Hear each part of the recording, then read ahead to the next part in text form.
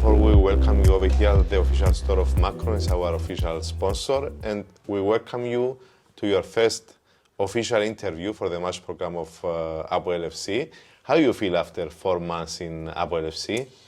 First of all, thanks very much for welcoming me. And it has been really, really good with the 4 months that I have been here. The team is fantastic, amazing. I mean, the board members, everybody around the team is really good. So it has been really good with me. We're going to have a discussion about your adaptation to the team afterwards. But first of all, I would like to get some information about yourself, because you are coming from Ghana, from Africa. That is a country that you started to play football over there. What happened at the early age? Yes. First, my mom was a footballer. Okay. Has been playing in our Ghanaian national team for the ladies. Has joined some clubs as well. So I started actually playing football with my mom, and also her former club, which is called Ashtown Ladies. So I started my football career with the girls team. I was young, very young, and then from there I went to the boys' side, Anoche Stars, and then gradually, then there was a man, my family, Swedish family in Sweden, that came down to Ghana for an Justify, and then they picked me, and then they transferred me from the Coast. It's called Coast team. So they transferred me from there to academy called Golden Boots in Akosomo. From there, I made my way to Sweden and started. So that's the reason that we found you in Sweden after the age of 13. Exactly. So they came down to Ghana. Actually, it wasn't on my age. I was less. I was 15, 14 at that time. So they came to look for 18 years. Okay.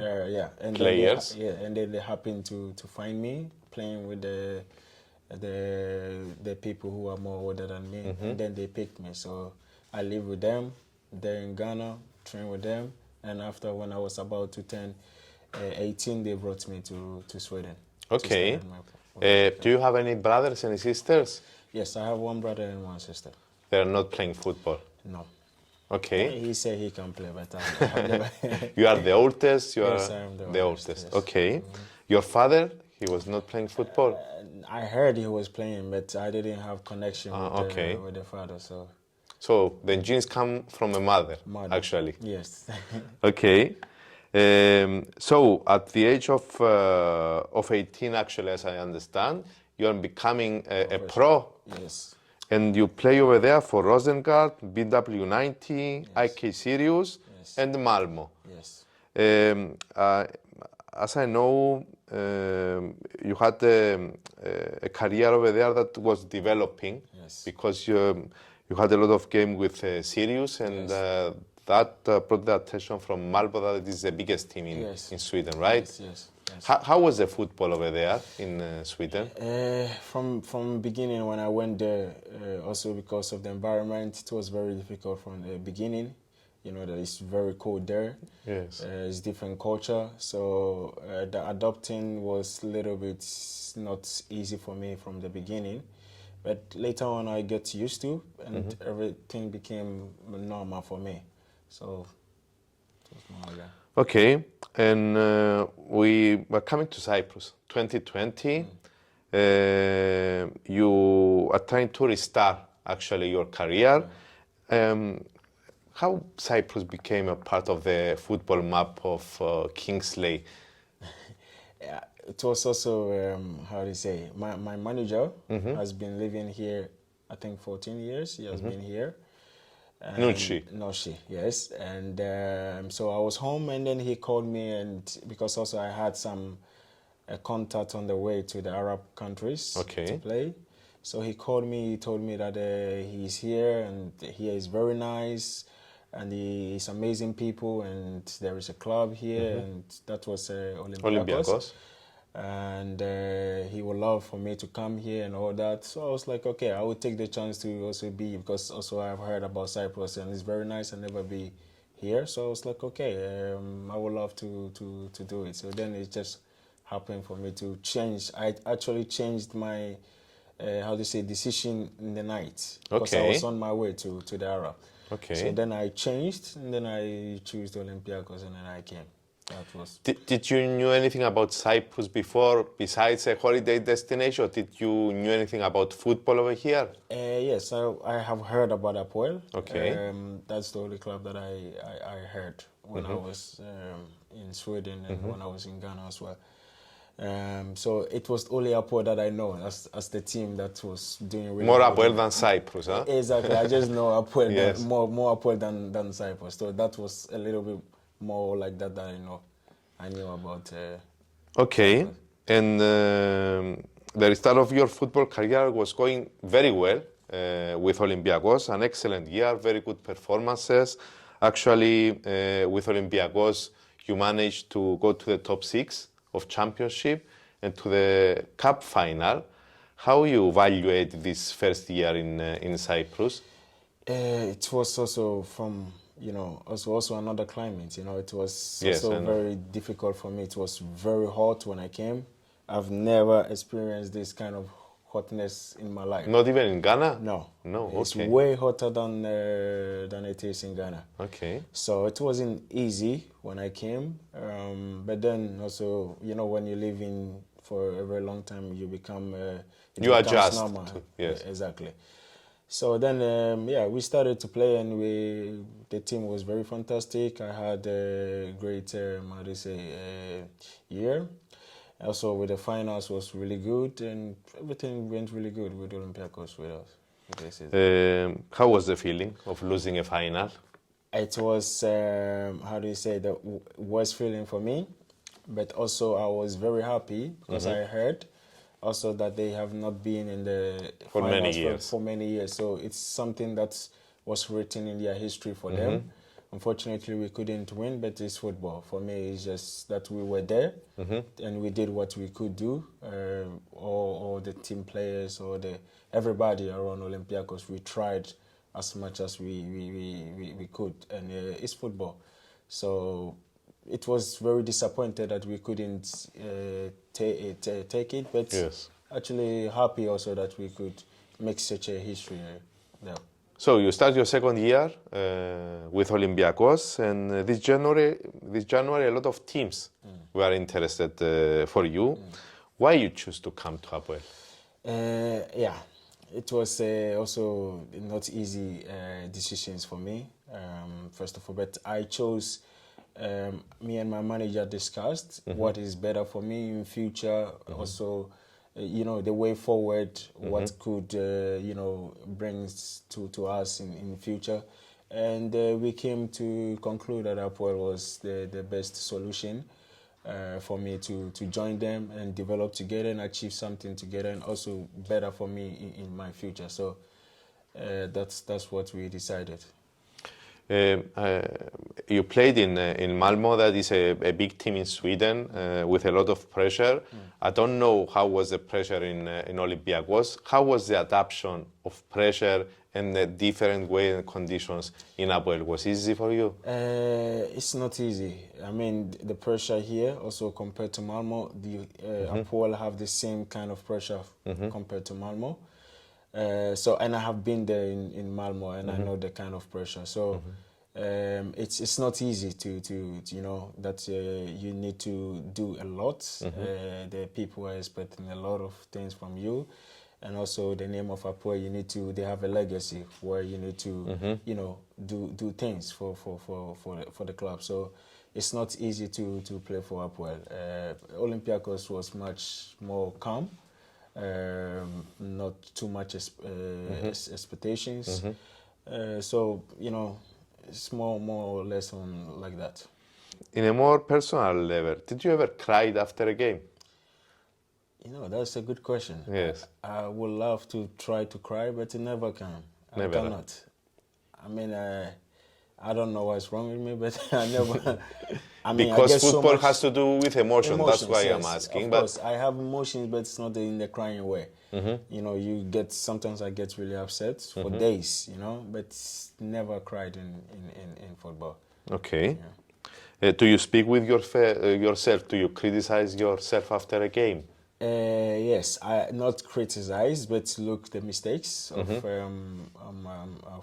I do this every game that we play. Okay. I watch the games after and see what I could do better, what I didn't do better, what I need to improve. So I do this every game that we play. Okay. What do you consider yourself? A number 8, a number 10, a number 6? Well, with me, I can play everywhere except keeper, for instance. Okay. I could adapt to every position. Maybe number 9 is also really hard for me, but with me, I'm more like a free role player. Okay. That is what I used to play in Sweden, actually. So more or less everywhere that you put me, I need just some weeks, and then I will be okay with that. Do you have a favorite team, one that you used to support as a team and you keep going? Yes, my first choice is Chelsea. Chelsea? But I would love in my childhood I was always dreaming to play for Barcelona. Barcelona. Okay, so you are more oriented with Spanish football than Premier League? Yes. Okay, more technical than everything, Yes. because Premier League has everything. Yes. I like Spanish football. I prefer it much better. Do you watch football on TV? Not usually. I don't watch unless these crucial matches that I need to watch. Then I watch. Otherwise, I don't watch matches. You prefer to watch a TV series or a movie? Yes, I watch most is music that I listen to music a lot, and yes. video clips? Yes, video clips. Okay. And also, like I say, sometimes I take time to watch our games more time all the time. So this is what I do mostly. Okay. As I understand, you like music. What kind of music do you like? I love all around, like all the music. Okay. There is a time that I want to listen to, for instance, reggae. There is a time I want to listen to Afrobeat. I listen to country music and all that also. So it's time to time. But I just love music in general. Did you like Greek music? I've heard some. I've heard some music that I love as well. Okay.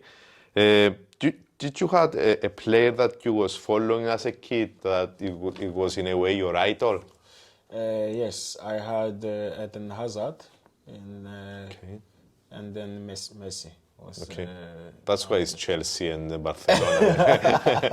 And also Iniesta, I love the way he played as well. Okay. Yes. If you weren't a football player, what would you be? Did you ever think about that? If I wasn't a football player, Yes. I would I don't know, maybe play music. Maybe play music, huh? Exactly. Do you have plans about your future? 35, 38, 40 years old?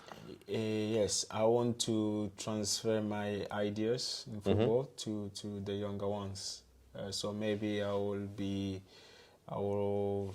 want to be like a coach. Okay.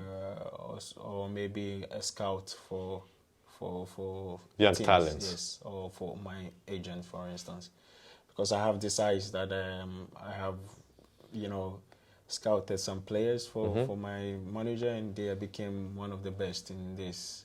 So there is also one professional coach in Sweden that if you want a player, he asks to speak about the player, what I think about the player, and so you analyze players, exactly. actually. You can analyze players. Yes, I can see what he can do, what he cannot do, and all these things. So I think it's more like I can be a scout to see players.